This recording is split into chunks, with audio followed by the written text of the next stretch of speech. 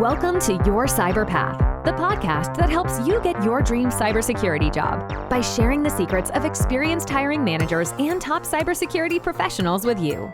Now, on to the show. Hey, everybody. Guess what? This is Your Cyber Path.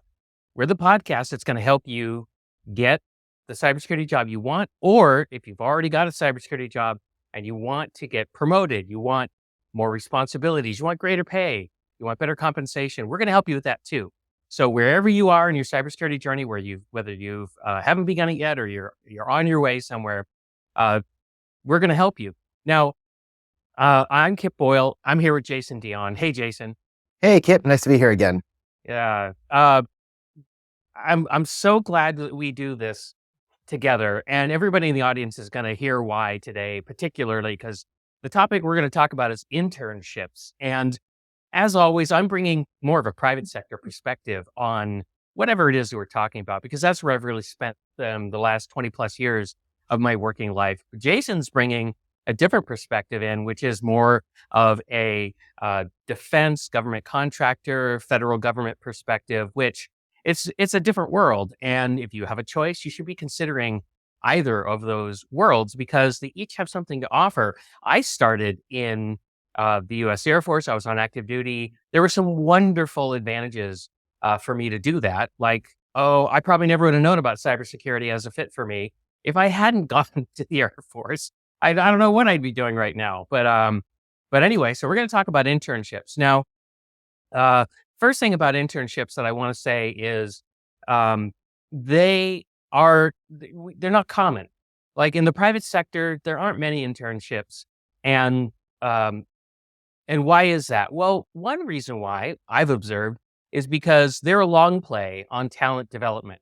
In other words, if I go to my boss, if I'm the chief information security officer and I say, I want to start up an internship program, my boss might say, great, fill out a business case on that. And I'll go get the business case template and I'll look at it and it'll say things like, how much money do you need? What's the return on investment for this? What are the business benefits? And a lot of organizations, their business cases are really slewed towards, what am I going to get in 90 days, right? And that's not the nature of this at all.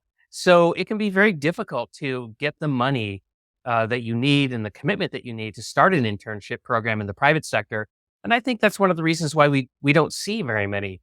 But Jason, from your point of view, I think what you've been telling me is that's really not the case. Like internships on the government side are a lot more common. Is that a fair way for me to say it? Yeah, I think it's more common. I see a lot more in the government world, especially for the government civilian employees, which are what we call GSs. And for a government civilian, that is where you basically work and you are a W-2 employee of the federal government for either the military, for Department of Treasury, for the IRS, for Homeland Security or something like that. Personally, I know when I graduated and got my master's degree from University of Maryland, there was a program that they were part of, the National Cyber Education Initiative or something like that. It's one of those 3 or 4 letter acronyms. And it was partnered with the NSA. And so the NSA actually has a partnership with about 100 schools around the country that says, if you do your program a certain way and your students get a certain grade point average, they will automatically be offered an internship or a position with us when they graduate. And so when I graduated, I got a letter from the NSA saying, hey, we would like you to come join us.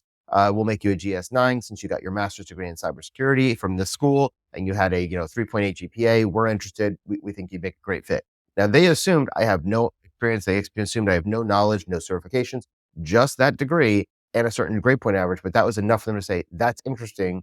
We will bring you in as an intern for 6 months, a paid internship to help you through that and get some experience. And so that's really that exists. Those are things you should look at. And I think this goes back to, you said the business case, right? Yeah. As a organization, i.e. the government, they can afford to have more of a long-term play on this stuff, right? Yeah. Because if I bring somebody as an intern, as a GS9 in the Fort Meade area where NSA is, makes around $60,000 to $80,000 a year. So it's not a cheap internship for them either. But they're hoping they're going to get you in, they're going to get your clearance, they're going to find value in you, bring you on as a full-time employee, and then you'll have a career with them, hopefully over the next 15, 20 years because they gave you a shot. That doesn't always work out. Sometimes people will do that for their 6 months, get their clearance, get their internship, and then they'll jump over to a government contract because now they have a clearance and they have some certs and that kind of thing. And honestly, for the government's perspective, they're kind of okay with that too, because whether you're going to work for them as a GS, a government civilian, or you're going to work for them as a contractor under Booz Allen or one of the other big contracting firms, um, to them, they're still getting the talent they need, right? And so Yes. I think there's a different ROI. Whereas if Booz Allen Hamilton was having this internship program and they trained you for 6 months and then you left for General Dynamics or Lockheed Martin, they're gonna be pissed because they spent 6 months training you, getting you the experience, and now you're going Right. over there because you can make more money now that you have some Right. experience, right? And so that's one of the reasons why that's another reason why they don't tend to fund internship programs in the private sector because again, it's like, where's our ROI? We just poured a ton of money into this person and they walked, right? Yep. So for them, they see it as a transaction. And I think most people in the private sector do see people issues in terms of transactions, which is unfortunate. And I think that's one of the reasons why there's a failure to invest. And, so anyway, now there's some downsides, or I should say maybe caveats, not so much downsides, but caveats to some of the programs you're mentioning, Jason. For example, you need to qualify, right? Like not just anybody, if you got the right GPA, is going to get these offers because, as you just said, there's going to be a government clearance that's going to be required. You have to be eligible to work for the government, right? Yeah. So, when I got my letter, they didn't know necessarily if I was, what color I was, what creed I was, what nationality I was, because all they knew was But your he felony record. graduated and he had this GPA, right? And so they made me an offer.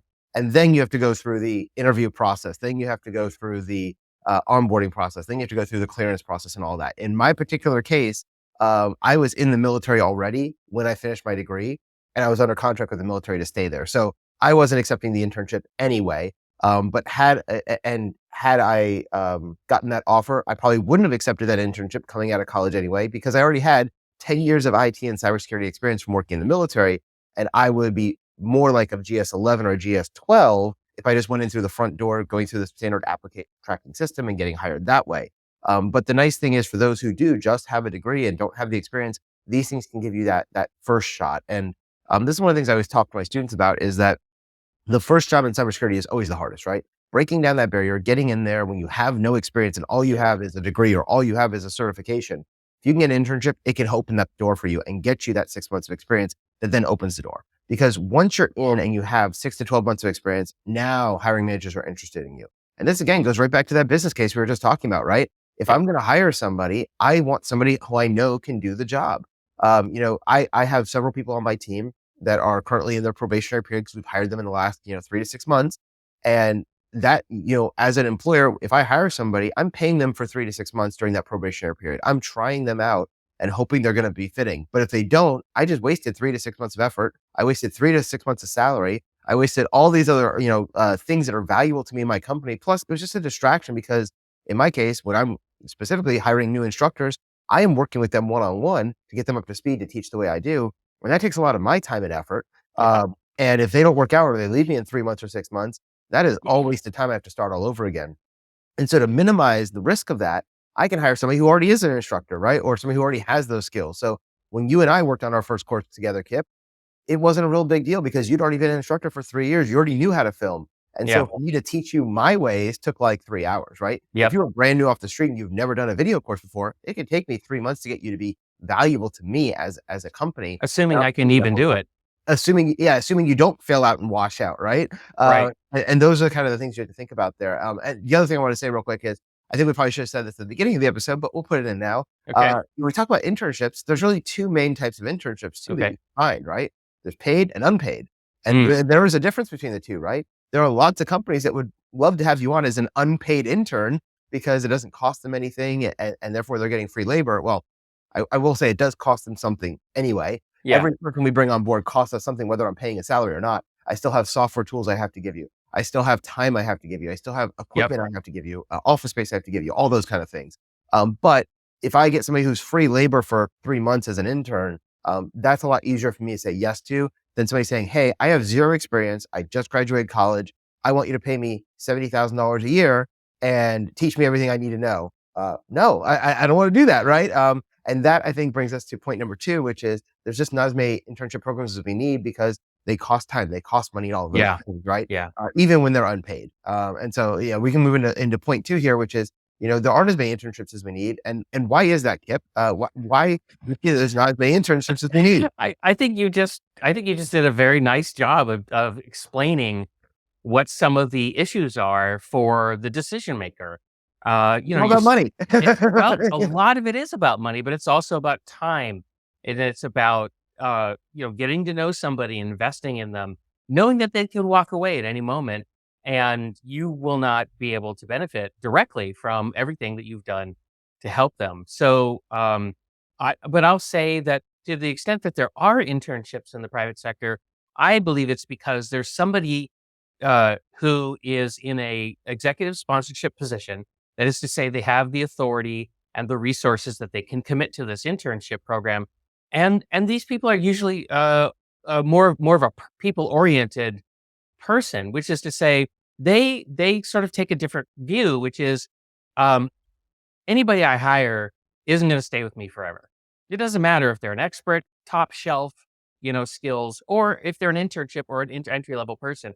I'm probably not going to retain everybody I hire, and they're all going to come and go at different times. And so, as a result, they're not quite as fixated on the fact that, oh, Kip just walked out the door. Damn it, I just lost. Quick, get the adding machine. This is how much I lost. They don't quite have that mind. Now, especially if they're in a big organization, they have a ton of resources. Then they can better afford to have that attitude. Guys like you and me, we're running small companies. We don't have that much, margin. We don't have that many resources. We have to be way more careful. But if you're like T-Mobile, here in the Seattle area where I live, T-Mobile has a very, very structured internship program. They actually have an agreement with the University of Washington, and the UW graduates and like the juniors and seniors in their programs. Many of them get offered internships with T-Mobile. Some of them, convert to employees or not. But I know that T-Mobile is very concerned about having a talent pipeline, and they understand that a talent pipeline costs money, and that they're not going to retain everybody that goes into that pipeline. But they're focused on the pipeline, and they can afford it. And so that's, I think, why they do it, and that's why a lot of companies don't do it, because they just want to get butts in seats. They're not thinking about a life cycle for talent. So I think that's a big difference. Yeah, I think you're absolutely right. And I will say that, you mentioned that, a lot of times you won't see small businesses or medium-sized businesses doing internships because of the cost. I think you already know this, but we have interns at Dion Training, Yep. and we actually use two different internship programs. One, we're specifically focused on young students. And what I mean by that is 15 to 18-year-olds, usually 10th, 11th, 12th grade. And so during the summer, this summer and last summer, we did an internship program with a local high school here that's focused on technology and cybersecurity, and we brought in their folks. Now, when we bring in those high schoolers, do they have any skills we can put immediately to work? Not really, right? But what we're doing is we're trying to help them get their experience clock. We're trying to introduce them to this world of certification, introduce them to different aspects of our business. And so last year, we had 5 interns. One went on our development team and was working as a full stack developer. One was working on the customer service and operations team. And then 3 were working on our production team, helping us with things like researching and editing scripts and doing video editing and things like that. So the jobs that we were hiring for at Dion Training were not cybersecurity roles, right? Right. And I think that's another big distinction of why we see it's really difficult to get internships in the cybersecurity world, because we've talked about this before. There's not really entry-level cybersecurity positions, right? Right. You have to have some kind of level of knowledge for us to be able to use you. Typically. If I took those 3 interns, or those 5 interns, we had 5 last summer, 5 this summer, and I put them into a cybersecurity role like a SOC analyst, it takes 2 months to train somebody. Well, they're only here for 8 to 12 weeks. So the entire 8 week of their internship would just be getting them up to base level where they're ready to do something. It's like, okay, now you know how to do something, go back to your school for the next 3 years and then go Right. back to the field, right? It's not as useful because it's not a direct pipeline to session in that case. Right. Right. The other internship we use is through SkillBridge, which is a U.S. military program, and it allows the service members, people who are active duty, for the last 3 to 6 months of active duty, they can go work for a civilian company. The nice thing about that program is the military continues to pay their salary, and the people that are coming there are coming from the military. Usually they have 4 years, 8 years, 12 years, 20 years of experience, depending Yep. on who they are. And so these people have a lot of technical background in various areas, and some of them have been working in cybersecurity for 20 years at places like the NSA and the CIA and other places like that. And so they are highly qualified, highly skilled people. And the reason the DoD started that program was because saw a lot of service members were having trouble shifting from a government job into a civilian job. And so this was a way to get these people into the civilian sector in a very de-risked way for us as employers, because I don't have to pay this person for 3 to 6 months. And so several of my instructors that I've been hiring have come through that program. And the reason is I basically get to try before I buy, and I get 6 months to see if they can spin up, and can they learn to teach, and can they be presentable on screen, and can they do research? And all those things are hard to identify in an interview for 20 minutes, right? But we give people a shot. They get a 3 to 6 month internship. And if they work out, we keep them on full time afterwards. And I will say, so far, everybody we've had through the SkillBridge program, and we've had 1, 2, 3, 4, 5, 6 so far between the last 12 to 18 months, they've all landed into a full-time job with us at good rates, right? And so it's turned into full jobs for them. That's fantastic. But that is not always the case. I see some companies who abuse this, and they will use this as free labor, and they'll take 10 people and think, well, if I hire 1 out of the 10, I'm doing good. Well, no, because the other 9 service members don't have a job now, right? And so for us, when we bring somebody on for internship, we have the intention of, if this worked out, you're going to stay with us, right? At least in that program. On the high school side, the intention is, you're going to be here for the summer, you're going to leave. Next summer, if you want to come back, we might have a spot for you, but we're not going to keep you during the school year. That being said, last year, we did have 2 of the 5 interns that stayed with us in a part-time capacity through the school year as well. And then when it came time for internships, we brought in 5 new ones, and those 2 are still actually here from last summer and still working through too. So you see them as part of your talent pipeline. For us, we do see it as part of the talent pipeline, yeah, and a way for us to with the high school internship, it's a way for us to give back in this world of IT. So that's how we look at it, and it is really a cost for us. I mean, it probably costs us $50,000 a summer to pay for these interns and the support staff and everything else that we do. But we feel that it's a value add to the community at large, even if it's not a value add to Dion Training itself. Right. And see, so you're community minded, and you're trying to figure out, how can I invest in my community, right? My online community, my local community. And, with the emphasis, at least in the United States, I'm not going to speak for other economies of the world, but in the United States, the dominant, philosophy is that corporations exist to produce profit. Yep. Right. And so anything that's not producing profit is seen as suspect. And it hasn't always been like that, but this is sort of the world we've been living in since probably the 1970s or something like that, is kind of when this really got ensconced as, as this is the purpose of businesses. And so that's another reason why it's kind of rare that you see a business being willing to invest in their community with no expectation of an immediate payback. So I'm like, I love hearing about your high school interns that come in. I love hearing about how you position the SkillBridge program in order to help a service member transition, and also create an opportunity for Dion Training. I think it's fantastic. I would love to see more organizations behaving like this, but the reality is, I don't see a ton of organizations behaving like this. And I think it goes back to something we said before, which is there just aren't a lot of internship programs out there, but we really do need more of them. I thought that I would say a couple other things. One is that I've never seen 2 internship programs the same. So if you are thinking about getting an internship and you've been maybe poking around and you're like, man, I just don't see any commonality from one program to the next, don't expect it, because all this stuff is very bespoke, custom to that organization for their reasons. Some of them are just summer only, like Jason, runs a summer high school internship program. Others are for transitioning service members. So you're talking about a completely different use case and situation. I want to tell you about an internship program that I ran when I was CISO at an insurance company. We have a community college here in our local area, and it's actually the one that I went through. And so I made a connection with the professor that runs their IT and cybersecurity degree program, and I was helping him revamp his curriculum.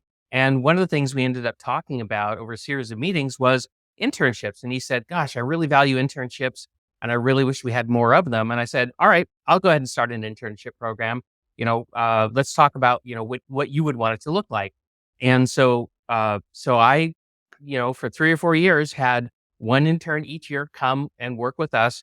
And it was a year-round program. We didn't just do summer. We actually had expanded hours in the summer and then abbreviated hours during the school year so they could put their focus on their studies, which is where it needed to be. Now, I want to tell you a story about one of my interns.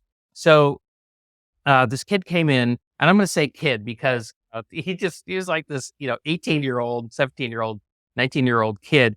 And it was funny because he was like super enthusiastic, but he just lacked some common sense. So, for example, one time I got somebody came in and found me, and they said, "Hey, Joe, whatever the intern's name is, Joe, I just saw him in the cafeteria, and he was bumming lunch money off the CEO."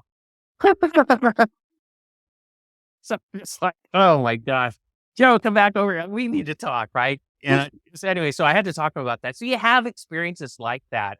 Where interns just like they don't understand. They don't understand how the world, works outside of school.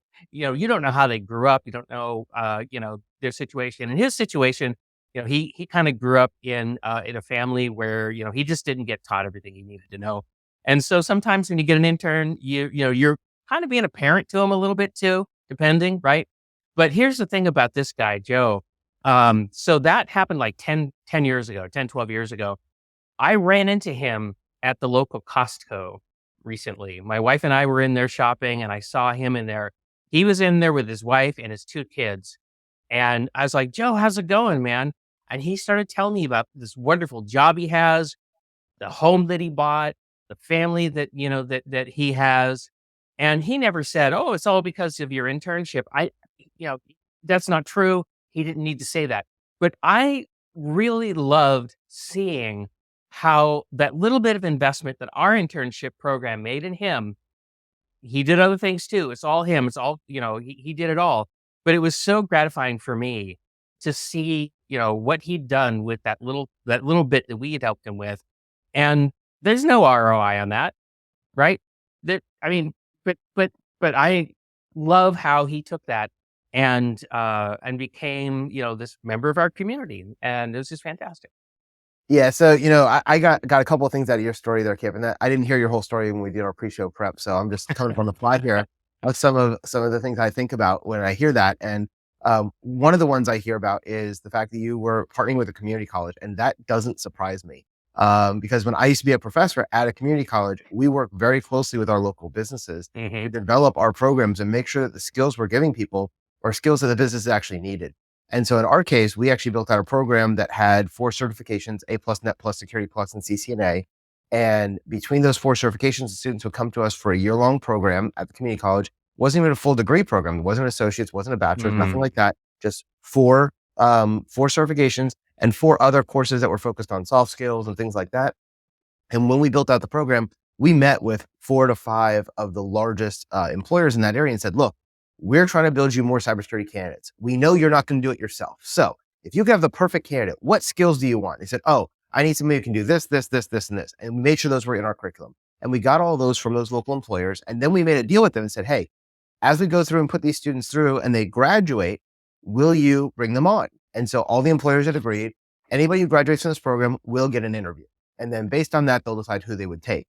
And so we had usually about 20 students per cohort going through, and every 6 weeks we started a new cohort. And out of those, 20 students, usually about 15 would make it to graduation after the year because life happens. Some fell out, some had life issues, some had wives and kids and other things and medical issues and whatever else it was. And then when they got to that year point, they finished the training, the companies now had a good pool of candidates to hire from, and they would bring somebody in for a 3 to 6 month paid internship. And then if they work and they survived that, then that would roll into a real job. And so they were using the internship as part of the talent feed pipeline to go, okay, you now got the degree or you got the classes. We know you have this minimum level of knowledge. Now we'll give you some on the job work. And if you can handle it, now you can go into a full-time position. And so that was one of the ways that was able to break down those barriers in cybersecurity of getting in, because all those jobs were entry-level SOC analyst jobs. And so that's why we built that program that way. And there's such a demand in that area because I was up in the DC metro area for those type of things. We were able to work with a lot of employers. And I see this across lots of different industries. My son lives up in South Carolina, and in South Carolina, there's a huge Boeing airline plant at the Charleston Airport. That's where they make the 787 Dreamliners. And so before Boeing came to town, they actually met with the different community colleges there and said, look, if we're going to bring our plant there, we need electricians. We need guys who can do wiring. We need electronics technicians. We need mechanics. We need, fabricators. We need welders, all these things we need. And so they worked with the different community colleges there to feed their pipeline in. And there's a partnership with Boeing with a lot of these community colleges. And I say community colleges specifically because I know so many people think you got to go to a 4-year school. You got to go get your master's degree. And honestly, if you get an associate's from one of these community colleges, you may actually be better off than having a master's degree in terms of getting your foot in the door and getting into a job. A master's is going to be useful later on when you're trying to get into the C-suite or you're trying to become a leader or a manager. But to start out, you're actually overqualified, and it's going to be harder to find a job if you come to me with no experience. You're 21 years old, 22 years old, and you've got a master's degree in cybersecurity. I don't really know what to do with that because you're qualified to be a manager, but you don't have the life experience or any of the work. You're not ready to be a manager. And so I see a lot of people will over certify themselves, they'll over degree themselves, and then they're not eligible for things like an internship that would have gotten them that step in the door. The other thing I want to talk about is if you are going to a traditional college, talk to your professors.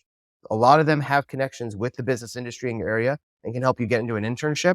And the other thing is, take it upon yourself to go find that internship. Back in episode 95, we did an interview with a cybersecurity student named Sam Bodine, and he actually got an internship at Lockheed Martin, and nobody gave it to him. He went out and found it himself. He was hustling, and he found the right contacts through LinkedIn. And I will say, Sam, if you haven't listened to that episode 95, go back and listen to it. Sam is an impressive guy. He really is. He goes the extra mile to really get what he wants, right?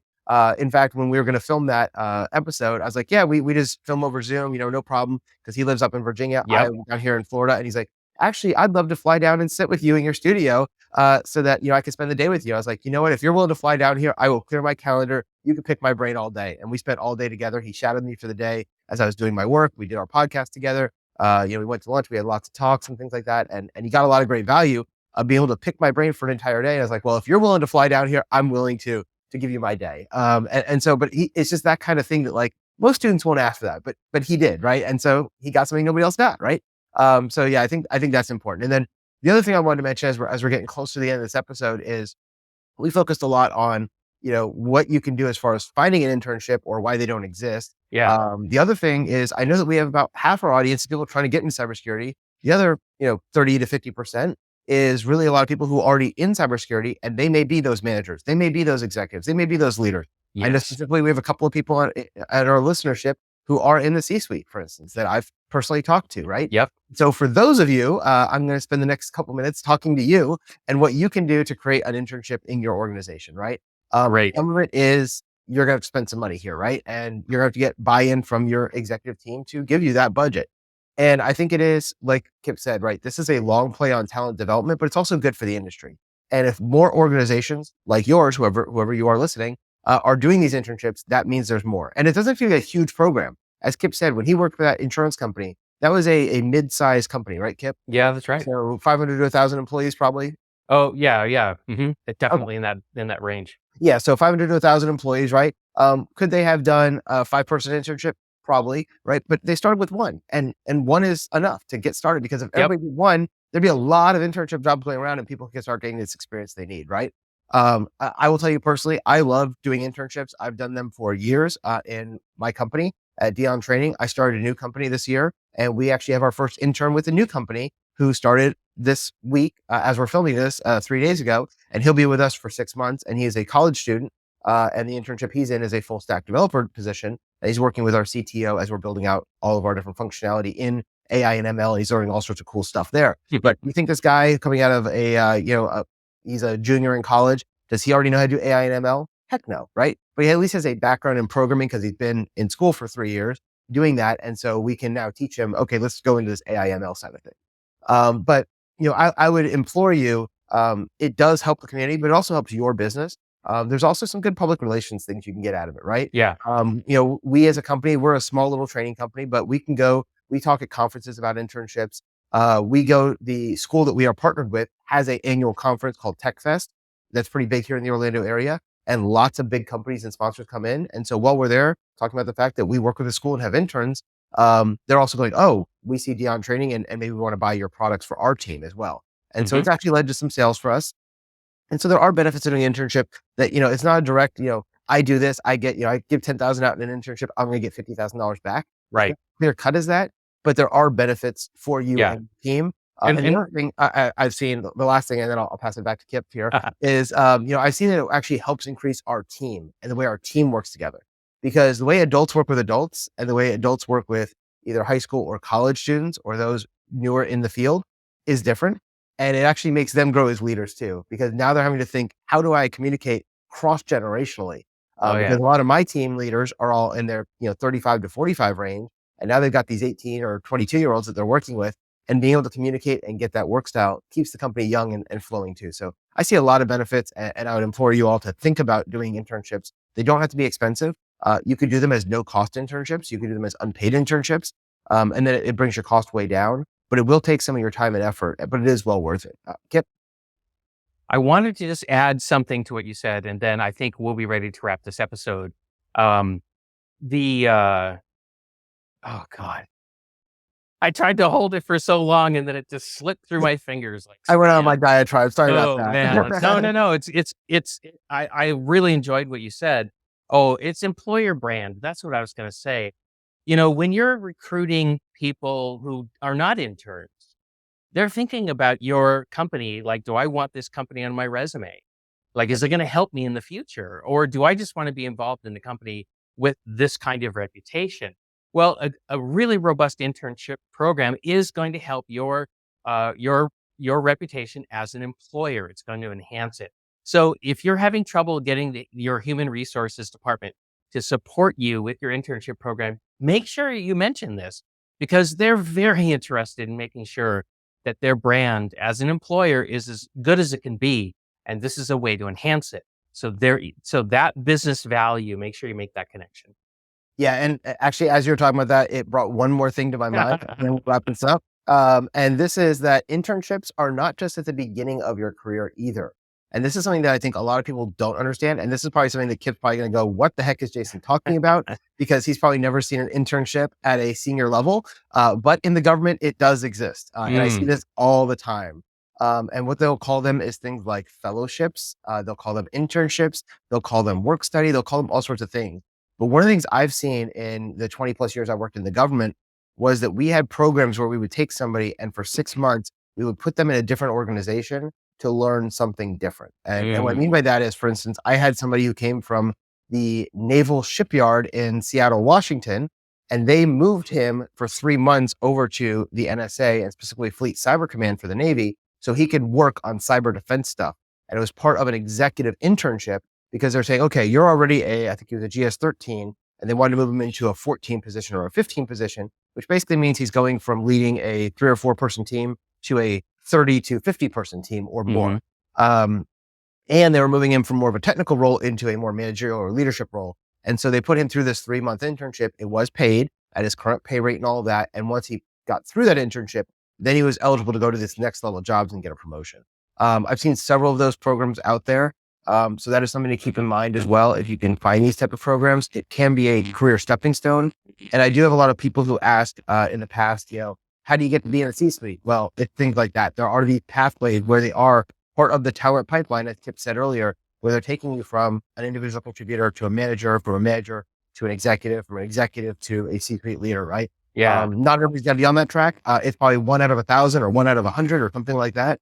But if you can find those tracks and get into it, it does help. Yep. Okay, great. So, thank you, Jason, for helping us kind of unpack this topic of internships. And we hope that has helped you, whoever is listening to this episode, to better understand, like, okay, why are internships? Why is that such a weird thing? How come I can't find one? Now, that doesn't necessarily solve your problem, but hopefully this insight will give you some ideas for what you can do to actually find the right internship for you, or maybe even encourage a company to create an internship of one. Yep. And I would definitely look at, as you're thinking about where can I find these, go on LinkedIn. Most companies that have these internships will post about it on LinkedIn. Yep. The other thing you'll find is that if you have an affinity group, for instance, you went to the University of Maryland and got your bachelor's degree, their alumni association can help you get placed into an internship. If you're currently in college, talk to your professors. They know about internships. Yep.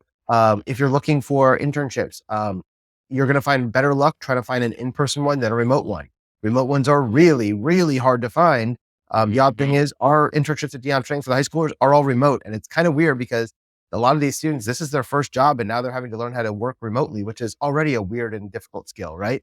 So, there are different ways that these internships are done, paid and unpaid. They exist all over the place.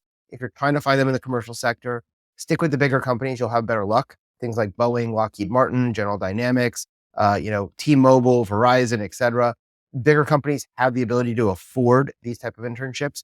In general, you're not going to find a smaller company like CRO that has 5 or 10 people being able to support an internship.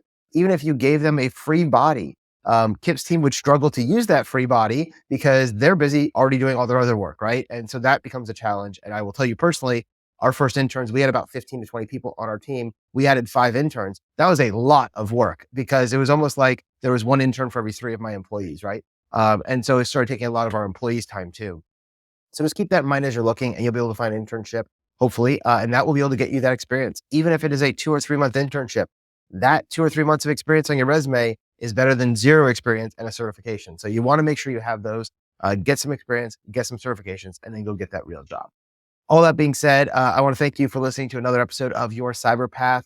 If you enjoyed the episode and you want to learn more about how to write your resumes for those internships, how to do your interviews, how to do your negotiations, check out our course over at Irresistible, which is how to land your dream cybersecurity job.